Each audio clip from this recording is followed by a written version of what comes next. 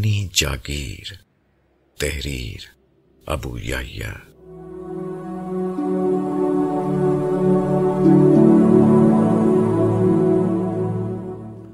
پچھلے دنوں ادارہ انذار کے ذمہ داروں کا ایک اجلاس ہوا.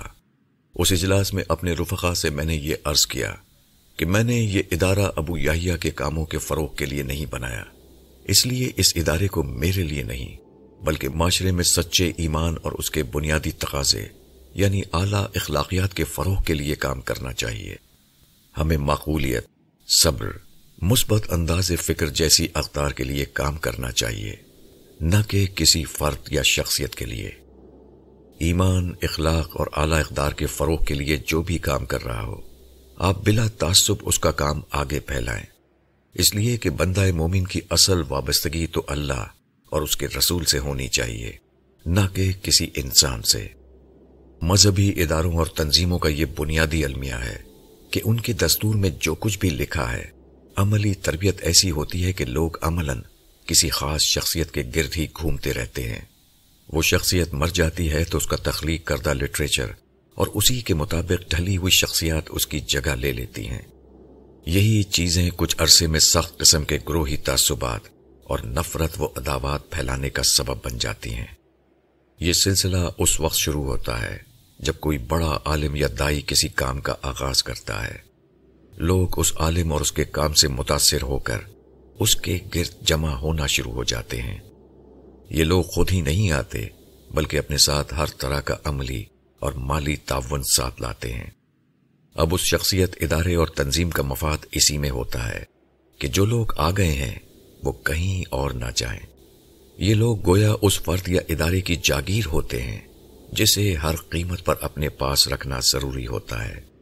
اب ضروری ہو جاتا ہے کہ اپنی بات کو آخری حق اور اپنے کام کو دین کے واحد مطلوبہ کام کے طور پر پیش کیا جائے. یہی نہیں بلکہ دوسروں پر تنقید کر کے ان کی صرف خامیاں نکال کر انہیں غیر معتبر بنانا بھی اس کام کا لازمی حصہ بن جاتا ہے. کوئی اور آدمی اگر اپنے کچھ لوگوں کو متاثر کرنے میں کامیاب ہو جائے تو وہ ہمارے عتاب اور غیظ و غضب کا نشانہ بن جاتا ہے. پھر اسے فتنہ قرار دے کر اس کی بیخ کنی کی مہم شروع کر دی جاتی ہے. ظاہر ہے کہ یہ سارے کام دین کے نام پر ہو رہے ہوتے ہیں اور عین ممکن ہے یہ سب کرنے والے خلوص دل سے اسے دینی خدمت سمجھ کر کرتے ہوں، مگر عملاً یہ مفادات کی جنگ ہوتی ہے جو تھوڑے عرصے میں تعصبات کی جنگ بن جاتی ہے. یہ رویہ معاشرے میں بدترین فرقہ واریت، نفرت، دہشت کا ماحول جنم دیتا ہے. پھر وہی کچھ ہوتا ہے جو اس وقت ہمارے معاشرے میں مذہب کے نام پر ہو رہا ہے.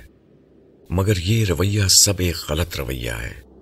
حقیقت یہ ہے کہ اس دنیا میں یہ حق صرف اور صرف اللہ کے رسولوں کو حاصل ہے کہ وہ یہ کہنے کی جرت کریں کہ کون راہ خدا میں میرا مددگار ہے.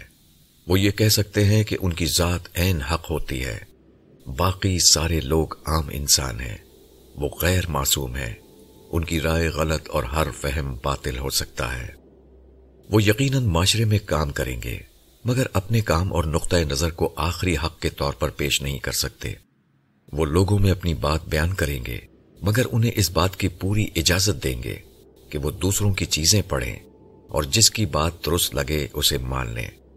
انہیں کسی نقطۂ نظر پر تنقید کا حق حاصل ہے مگر الزام و بہتان کی بنیاد پر کسی دوسرے فرد کو فتنہ قرار دے کر مہم چلانے کا حق کسی صورت حاصل نہیں.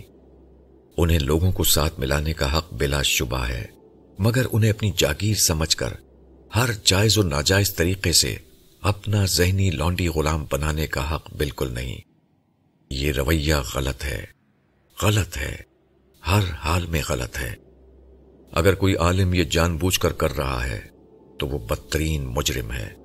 اگر وہ انجانے میں یہ سب کچھ کر رہا ہے تب بھی ایک بڑی خطا کا ارتکاب کر رہا ہے، کیونکہ جلد ہی وہ تعصبات کو حق سمجھ کر اور ان کی بنیاد پر دوسروں کے خلاف بے بنیاد پروپیگنڈا مہم چلا کر اپنی ساری نیکیاں گوا دے گا، جس کے بعد سوائے قیامت کی ذلت و رسوائی کے کچھ نہیں بچے گا. اگر عام لوگ اس طرح کے ذہنی لونڈی غلام جان بوجھ کر بن رہے ہیں تو وہ قیامت کے دن اجر کے بجائے خدا کی ناراضی کا سامنا کریں گے. اگر انجانے میں کر رہے ہیں تو جلد ہی وہ الزام و بہتان کی کسی مہم کا حصہ بن کر خدا کے قہر کی زد میں آ جائیں گے، جس کے بعد روز قیامت کی حسرت اور ندامت کے سوا ان کے پاس کچھ نہیں بچے گا۔